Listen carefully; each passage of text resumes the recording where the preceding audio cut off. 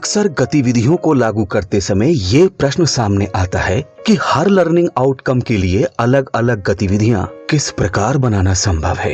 इसका उत्तर हम एक सामान्य उदाहरण के द्वारा देते हैं। एक कक्षा में शिक्षक एक सामान्य सी गतिविधि करा रहे हैं, ताली बजाना, पर इसका प्रयोग कितने स्वरूपों में कराया जा सकता है, आइए इसको भी जानते हैं। सम संख्या पर ताली, संज्ञा शब्दों पर ताली, विशेषण शब्दों पर ताली, सजीव शब्दों पर ताली, गैस पदार्थों पर ताली, जलचर पर ताली और न जाने क्या क्या। मुख्य रूप से गतिविधियां एक फॉर्मेट की तरह होती हैं और कुछ गतिविधियां निर्धारित प्रारूप के आधार पर भी बनाई जा सकती हैं। गतिविधियों को प्रयोग में लाते समय ये अवश्य ध्यान रखें कि गतिविधियों की शुरुआत रोचकता और चुनौतीपूर्ण तरीके से हो और गतिविधि सीखने के साथ साथ लर्निंग आउटकम से भी जुड़ी हो। प्रारंभिक कक्षाओं में गणित सीखने सिखाने में गतिविधियां अत्यंत महत्वपूर्ण भूमिका निभाती हैं, क्योंकि गणित अमूर्त अवधारणाओं पर आधारित है। इसलिए इसे हम दैनिक जीवन के अनुभवों और उदाहरण से जोड़ने वाली गतिविधियों के माध्यम से ही बच्चों के लिए मूर्त और हृदयग्राही बना सकते हैं। गणित में गतिविधि आधारित शिक्षण योजनाएं बनाने का मुख्य उद्देश्य है कि बच्चे खेल खेल में रुचि पूर्वक सहज रूप में गणितीय अवधारणाओं को समझ सकें, साथ ही इसी दौरान तुलना करते हुए गणितीय नियमों और सिद्धांतों का सामान्यीकरण करने में भी समर्थ हो पाएं।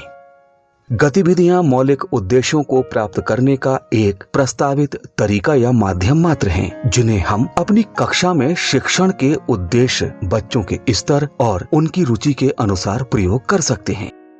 कक्षा शिक्षण के दौरान आवश्यकता के आधार पर हम विभिन्न स्थानों पर गतिविधियों को प्रयोग में ला सकते हैं, जैसे शिक्षण की शुरुआत कराते समय कराई जाने वाली गतिविधि, पाठ के विस्तार के समय कराई जाने वाली गतिविधि, पाठ की समझ बनाते समय कराई जाने वाली गतिविधि, आकलन की गतिविधियां, पुनरावृत्ति यानी पुनर्बलन की गतिविधियां और स्फूर्तिदायक गतिविधियां। गणित के लर्निंग आउटकम को प्राप्त करने के लिए हम कक्षा में विभिन्न प्रकार की गतिविधियों का क्रियान्वयन करते हैं। हमारी सहायता के लिए शिक्षण संग्रह हस्त पुस्तिका के पृष्ठ संख्या 201 से 212 तक गणितीय दक्षता विकास संबंधी गतिविधियां दी गई हैं।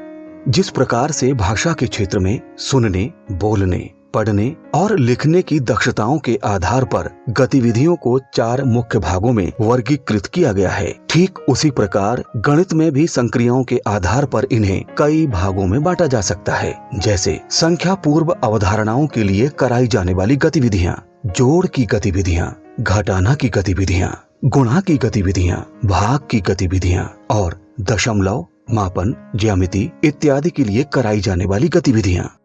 यहाँ हम कक्षा 1 और 2 के परिप्रेक्ष्य में बच्चों की गणितीय समझ की बात कर रहे हैं, तो इसके लिए सबसे पहले बच्चों में संख्या पूर्व अवधारणा की स्पष्ट समझ विकसित करने के लिए परिवेश में उपलब्ध संसाधनों के माध्यम से बच्चों को छोटा बड़ा, हल्का भारी, दूर पास, कम ज्यादा, समूहीकरण, वर्गीकरण इत्यादि का अनुभव कराते हुए इन गणितीय अवधारणाओं पर स्पष्ट समझ विकसित करेंगे।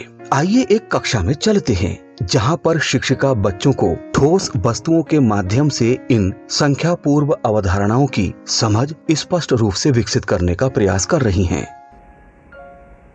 अब हम हल्का और भारी पता करते हैं। यहाँ पे आपकी क्लास 6 की बुक रखी हुई है और एक पेन रखा हुआ है। सबसे पहले हम अपने एक हाथ से एक बुक उठाएंगे और दूसरे हाथ से हम पेन उठाएंगे। अब आप क्या महसूस कर रहे हैं? आपका कौन सा हाथ भारी लग रहा है और कौन सा हाथ हल्का लग रहा है?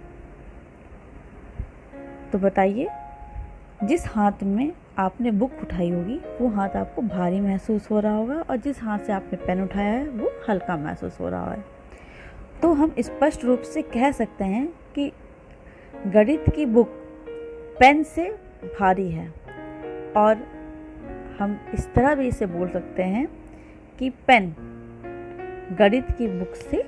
छोटे बच्चों को जब इस तरह की गतिविधियां कराई जाती हैं, तो उन्हें सीखना अरुचिकर न लगकर एक खेल की भांति ही लगता है और वे शीघ्र ही सीखने की प्रक्रिया में शामिल हो जाते हैं। आइए अब बात करते हैं संक्रियाओं पर आधारित गतिविधियों के बारे में। इसमें पहली संक्रिया है जोड़। शिक्षण संग्रह हस्त पुस्तिका में इसके लिए विभिन्न गतिविधियां बताई गई हैं। उदाहरण के लिए बोल भाई कितने।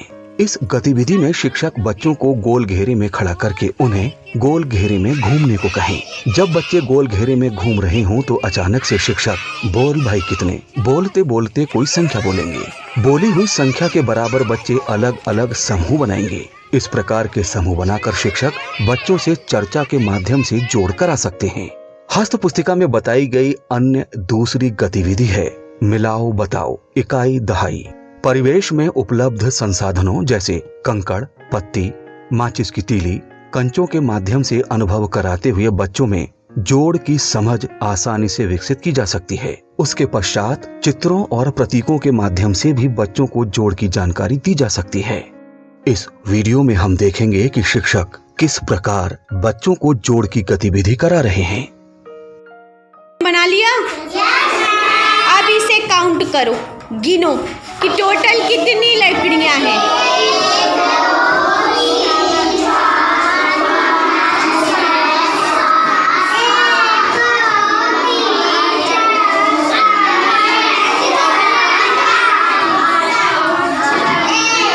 हो गया? कितनी हुई? कितनी है टोटल? तो नीचे लिखो 15। नीचे लिखो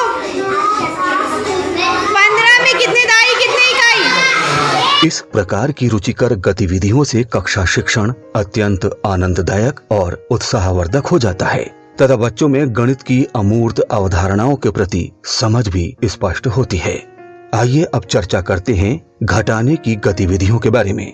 प्रारंभिक स्तर पर बच्चों में घटाने की समझ विकसित करने के लिए ठोस वस्तुओं का और चित्रों का प्रयोग करना प्रभावी है। बच्चों को हाथों की उंगलियों के माध्यम से, कंकड़, कंचे इत्यादि के माध्यम से ढेरी में से एक निकालने की गतिविधि कराते हुए घटाने के प्रति समझ स्पष्ट की जा सकती है। घटाने की समझ विकसित करने के लिए चित्रों का प्रयोग किस प्रकार किया जा सकता है, इसके लिए एक उदाहरण देखते हैं। चित्रों का एक चार्ट बनाएं, कुछ रंगे हुए तथा कुछ बिना रंगे हुए। बच्चों को चार्ट के पास बुलाकर पहले पूरे चित्र गिनवाएं, फिर रंगे हुए और बिना रंगे हुए चित्र अलग अलग गिनवाएं। पहले एक चित्र से एक चित्र और फिर चित्रों की संख्या बढ़ाते जाएं। चित्रों के माध्यम से घटाने की समझ विकसित करने के पश्चात ये काम चित्रों के समक्ष अंक लिखकर कराया जा सकता है। आइए चलते हैं एक विद्यालय में जहां शिक्षक बच्चों में ठोस वस्तुओं के माध्यम से घटाना की समझ विकसित कर रहे हैं। मेरे हाथ में कितनी चिड़िया हैं? ये 4 है। काउंट करो, बोलो 1, बोलो कितनी है? ये 3 और एक ये है। कितनी हो गई? 4। अब इसमें से काउंट करके 2 चिड़िया मुझे दे दो। 2 मुझे दे दी। अब तुम्हारे पास कितनी बची? कितनी बची? हाथ खड़ा करके दिखाओ सारे बच्चों को। देखो मेरे पास 2 चिड़िया बची हैं। कितनी थी? और अयान के पास कितनी चिड़िया थी? 4 थी। ये 4 चिड़िया थी अयान के पास। अयान ने ये 2 चिड़िया मुझे दे दी, तो अयान के पास कितनी चिड़िया बची? 2। तो इसी को कहते हैं घटाना यानी कम करना। और घटाने का निशान कैसा होता है? ये ऐसे एक लाइन खींचना यानी घटाना। अयान के पास चिड़िया कितनी थी? 4 में से उसने मुझे कितनी दी? 2। अयान के पास जितनी थी वो मैंने ऊपर लिख दी, इसने मुझे जितनी थी वो मैंने नीचे लिख दी। और ये काय का निशान लगाया मैंने? घटाने का। काय का निशान लगाया है? घटाने का। तो अब अयान के पास इस प्रकार गणित सीखने के क्रम ELPS का पालन करते हुए अनुभवों, बातचीत, चित्र तथा प्रतीकों के माध्यम से बच्चों में गणितीय अवधारणा की समझ विकसित की जा सकती है। इनके अतिरिक्त अनेक ऐसी गतिविधियां हैं जिनके द्वारा गणित शिक्षण को सरस और सरल बनाया जा सकता है। इस प्रकार प्रारंभिक स्तर की कक्षाओं में गतिविधियों का समावेश करने से बच्चे शिक्षण कार्य में उत्साहपूर्वक प्रतिभाग करते हैं, एक दूसरे का सहयोग करते हुए आनंददायक तरीके से सीखते हैं। गतिविधियों के माध्यम से गणित की अवधारणाओं के प्रति बच्चों में स्पष्ट समझ बनती है और वे इसे अपनी दैनिक जीवन से जोड़कर देख पाते हैं। हम सभी को अपनी शिक्षण योजना बनाते समय गणित सीखने के क्रम ELPS को पूर्ण रूप से ध्यान में रखते हुए ऐसी गतिविधियों को प्रयोग में लाना चाहिए जिससे कि बच्चे गणित के जादू को अपने आसपास महसूस करें। कभी वे कतार में जाती हुई चींटियों को गिनने की कोशिश करें और कभी उड़ते हुए पंछियों के समूह को।